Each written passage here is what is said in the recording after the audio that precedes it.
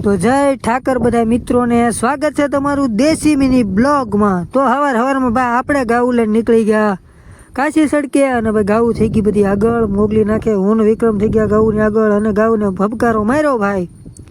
અને ગાવુંને વાટ છે લોદરની પણ લોદર ભાઈ અત્યારે છે નહીં કાંઈ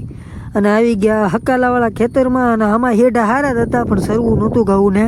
પછી તો હું ભાઈ પરાણે ધોકાવી નાખ્યા આમાં ને આમાં ભાઈ આમથી આમ ભવડા મારતા ભાઈ પાણીનો વખત થઈ ગયો ને અમે ચડી ગયા કેડે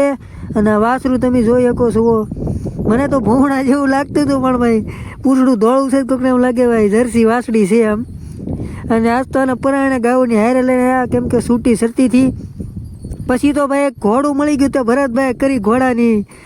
ઓલા કે આમ સવારી ભાઈ ગાઉ નીકળી ગઈ સીધી લોદરમાં અને ભાઈ લોદરમાં તો ઓલા કે એમ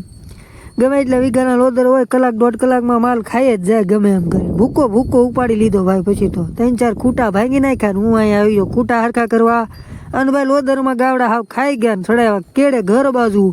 અને હાકડમાંથી કાઢવાના હતા આ બધું જરીએ તાર નહોતા